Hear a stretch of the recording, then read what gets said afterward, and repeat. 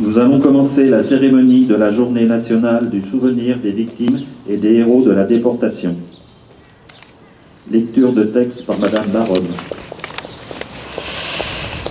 Extrait de « Si c'est un homme », témoignage de Primo Levi, résistant juif italien déporté de février 1944 à janvier 1945 à Auschwitz. Qu'on imagine maintenant un homme privé non seulement des êtres qu'il aime, mais de sa maison, de ses habitudes, de ses vêtements, de tout enfin, littéralement de tout ce qu'il possède. Ce sera un homme dont on pourra décider de la vie ou de la mort le cœur léger, sans aucune considération d'ordre humain, si ce n'est tout au plus le critère d'utilité. On comprendra alors le double sens du terme « camp d'extermination » et ce que nous entendons par l'expression « toucher le fond ».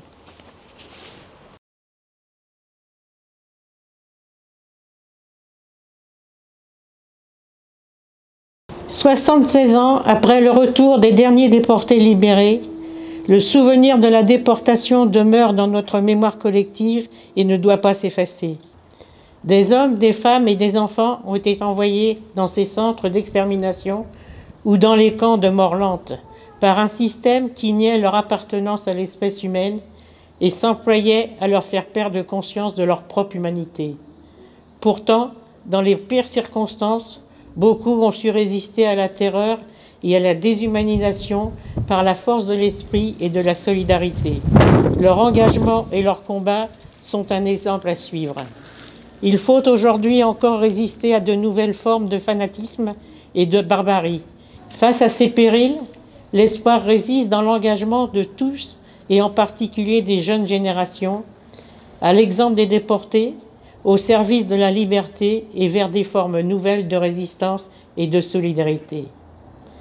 À tous les déportés, victimes des génocides ou de la répression, nous rendons aujourd'hui un hommage solennel et nous saluons respectueusement leur mémoire.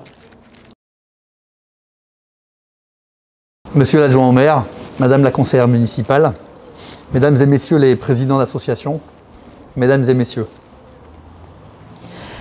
j'aimerais faire résonner un nom aujourd'hui. Un nom que nous avons le devoir de sauver du silence et de l'oubli. Ce nom, c'est celui de Jacques Lucéran. Jacques Lucéran est né à Paris le 19 septembre 1924. Alors qu'il n'a que 8 ans et qu'il joue comme tous les enfants, dans la cour de récréation, il tombe, une branche de ses lunettes rencontre son œil. Le choc est violent. Jacques perd l'usage de ses 2 yeux. Ses parents ont foi dans leur fils et foi dans la vie. Ils permettent à Jacques de poursuivre ses études malgré son handicap. Dès le mois de mai 1941, ce petit homme de 17 ans, aveugle et étudiant à la Sorbonne, va créer un premier groupe de résistants, les Volontaires de la Liberté. Quelques mois plus tard, il met son groupe au service d'un réseau de résistance plus vaste. Défense de la France, qui publie un journal clandestin à plus de 10 000 exemplaires. En janvier 1943, Jacques Lucéran se voit refuser au concours d'entrée à l'école normale supérieure. Le régime de Vichy a instauré un décret interdisant aux personnes handicapées de passer le concours de la fonction publique. Au bruit terrible des bottes brunes, Jacques doit accepter, contraint, l'ignominie d'un régime fantoche. La résistance devient alors sa seule occupation. Son rôle principal est de recruter les futurs membres du réseau. Aveugle, il croit pouvoir distinguer, au souffle de la voix, le traître potentiel. Un matin, un jeune homme se présente, prêt à se battre.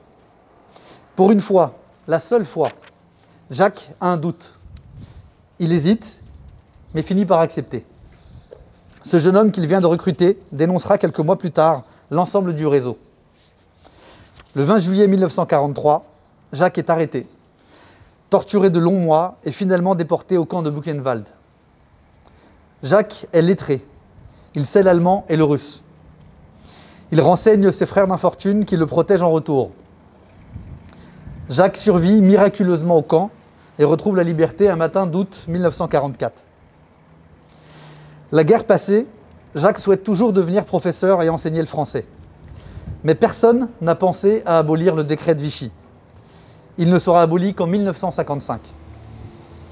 Il quitte la France et s'installe aux États-Unis, où son talent est reconnu. Il deviendra professeur de littérature et portera toute sa vie, dans ses cours et dans ses livres, le même message. Voici son message. La joie ne vient pas du dehors. Elle est en nous, quoi qu'il arrive. La lumière ne vient pas du dehors. Elle est en nous, même sans les yeux. Comme Jacques Lucéran, ils ont été des millions à être déportés. Déportés et gazés parce qu'ils étaient juifs et tziganes. Déportés et tués lentement par les sévices, par le travail forcé, par la faim et par le froid, parce qu'ils étaient communistes, parce qu'ils étaient résistants, parce qu'ils étaient homosexuels.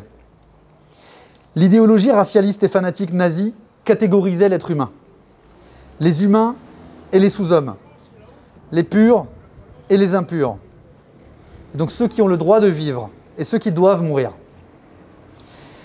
Plus de 80 ans plus tard, notre entendement humain se trouve incapable de saisir chacune de ces vies arrachées, de ces joies et de ces rêves détruits silencieusement, à l'écart des regards, dans ces camps où s'entassaient les corps. Il faudrait, pour pouvoir se souvenir de chacun et chacune d'entre eux, dire leur nom, rappeler l'enfant, la femme ou l'homme qu'ils furent, et qu'en dépit du temps qui passe, être capable de saisir le soleil qu'ils portaient en eux, qu'ils nous pardonnent d'en être incapables. Je pense en ce jour aussi aux 4 trappistes déportés. Je pense à Jacques Boubas, je pense à Fernand Bréant, je pense à Charles Guilbert, je pense à Lucien Lecoq. Notre devoir est aujourd'hui de porter leur voix et derrière elle, celle de l'humanité une et indivisible. L'humanité est toujours fragile. Jacques Lucéran, du fond de sa nuit, nous lance cet avertissement. Le nazisme n'est pas un mal historique, limité à un temps et à un pays. Un mal allemand. Le nazisme, c'est un germe omniprésent, une maladie endémique de l'humanité. Il suffit de jeter quelques brassées de peur au vent pour récolter, à la saison prochaine, une moisson de trahison et de torture. Dans une époque où les peurs reviennent, où les mauvais vents les instrumentalisent, nous défendons ici, et à jamais, la dignité attachée à tous les êtres. Chaque être humain porte en lui l'entière humanité. C'est ici la seule vérité. Le soleil que nous portons est en nous. Pour eux, pour les générations à venir, ne l'oublions jamais, la lumière est en chacun d'entre nous. Je vous remercie.